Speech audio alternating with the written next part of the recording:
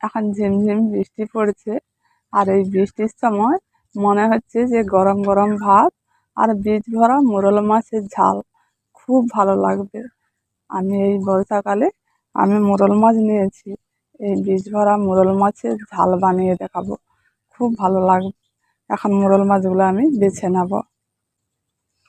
এই দেখুন বন্ধুরা, মোরলা মাছে পেট ভর্তি ডিম, দেখলে কিন্তু খেতে ইচ্ছে করবে।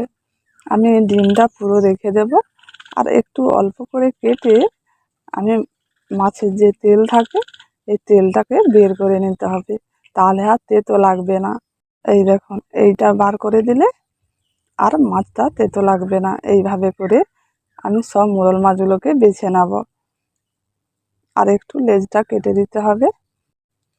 এইভাবে করে মোরলা মাছগুলো আমি সব বেছে নিচ্ছি। এই বর্ষাকালে মোরলা মাছ কিন্তু প্রচুর পাওয়া যায়, আর এই মোরলা মাছের ডিম থাকলে মোরলা মাছগুলো কিন্তু খেতেও খুব ভালো লাগে।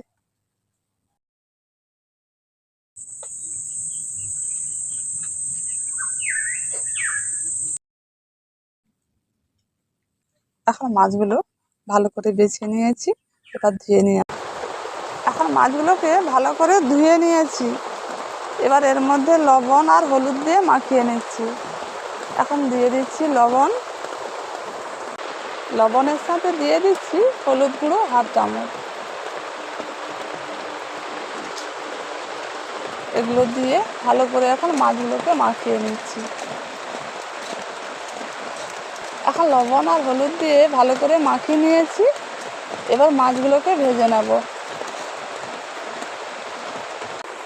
এখন কড়াটা খুব ভালোভাবে গরম হয়ে গেছে, ওই কড়ার মধ্যে আমি এখন সরষের তেল দিয়ে দিচ্ছি।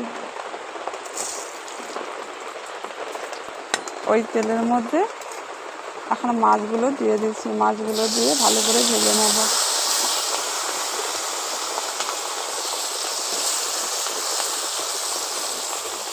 সবসময় মনে রাখবেন, মাছ ভাজার আগে কড়াটাকে কিন্তু ভালো করে গরম করে নিতে হবে, তাহলে মাছগুলো ভাঙবে না, খুব সুন্দরভাবে ভাজা হয়ে যাবে।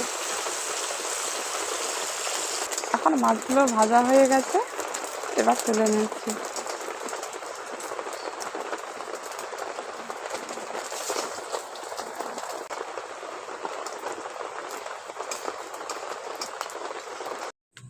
এখন মাছগুলো ভাজা হয়ে গেছে, যে তেলটা দিয়েছিলাম সেই তেলের মধ্যে সব মাছগুলো ভেজে নিয়েছি। এবার আমি তেলটা দিয়ে দিচ্ছি, রান্নাটা করে নেব। রান্নার জন্য সরষের তেল দিলাম। এখন ফোড়নটা ভাজা হয়ে গেছে, এবার দিয়ে দিচ্ছি একটি বড় সাইজের পেঁয়াজ কুচি।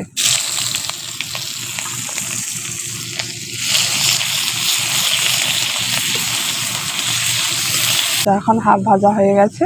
ডালের জন্য আলু নিয়েছি, আলুগুলোকে আমি খুব সরু সরু করে কেটে নিয়েছি। এই আলুগুলো পেঁয়াজের সঙ্গে দিয়ে একটু কষে নিচ্ছি।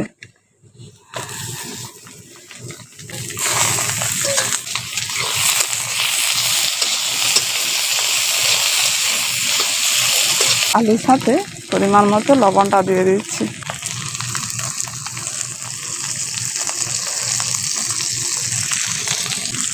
লবণের সাথে ঝালের জন্য লঙ্কা গুঁড়ো দিয়ে দিচ্ছি হাফ চামচ, ওর সঙ্গে হাফ চামচ হলুদ গুঁড়ো দিয়ে দিচ্ছি, অল্প করে কাশ্মীরি লাল লঙ্কার গুঁড়ো দিয়ে দিচ্ছি একটু। ওগুলো দিয়ে ভালো করে একটু মিশিয়ে নিচ্ছি।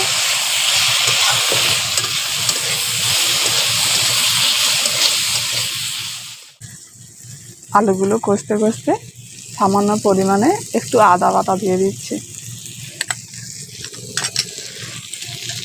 আদা বাটাটা আলুর সঙ্গে কষে নিচ্ছি।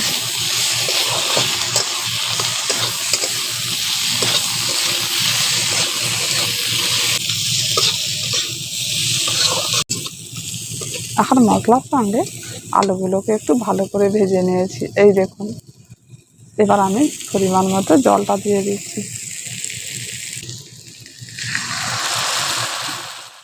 এই মোরলা মাছের ঝালে তেমন কিছু মশলা লাগে না, এই মশলা দিয়ে রান্না করলে ঝালটা খুব ভালো লাগবে। অল্প জল দিয়েছি, এই জলটা দিয়ে আমি এখন কিছুক্ষণ ফুটিয়ে নেব। আলুগুলো সরু সরু আছে, তাড়াতাড়ি সিদ্ধ হয়ে যাবে। আঁচটাকে প্রথমে একটু বাড়িয়ে রেখেছি, তারপর হালকা করে দেব।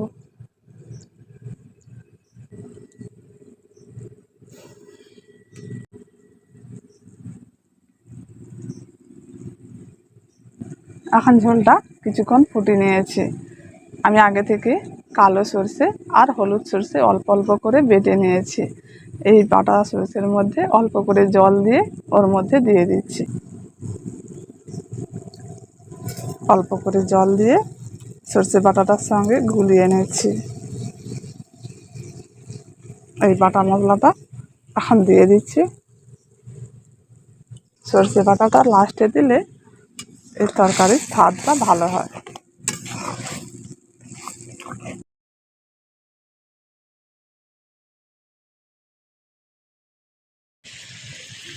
এখন আমি কিছুক্ষণ ফুটিয়ে নিয়ে এখন আলুগুলো খুব সুন্দর সিদ্ধ হয়ে গেছে। এবার আমি মাছটা দিয়ে দিচ্ছি। মাছটা দিয়ে ওর সঙ্গে একটু ভালো করে মিশিয়ে নিচ্ছি। হালকা আঁচে আর একটুক্ষণ ফুটিয়ে নেব। একটু মাখা মাখা হলে তাহলে কিন্তু ভালো লাগবে। মোরল মাছের ঝাল রেসিপিটা একটু মাখা মাখা হলে খুব ভালো লাগবে।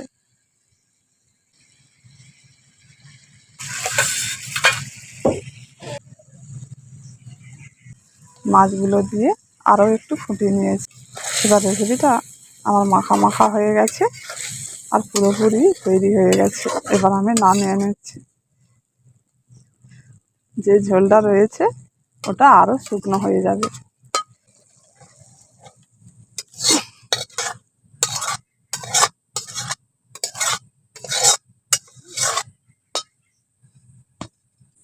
আজ মোরল মাছের ঝাল দিয়ে গরম গরম ভাত খাবো।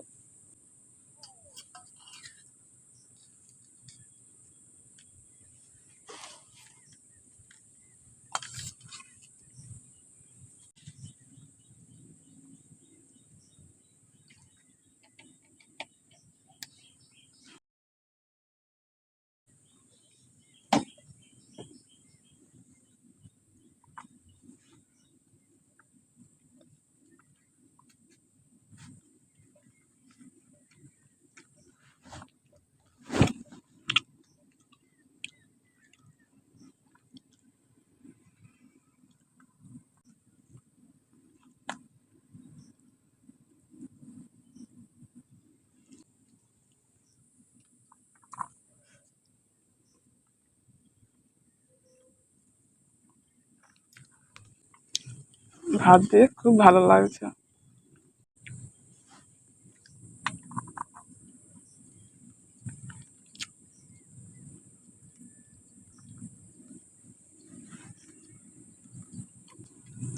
এইরকম বৃষ্টির সময় বীজ ভরা মোরল মাছের ঝাল আর গরম গরম ভাত খুব ভালো লাগবে। অবশ্যই একবার বানিয়ে খেয়ে দেখবেন। যদি ভালো লেগে থাকে একটি লাইক করে দেবেন।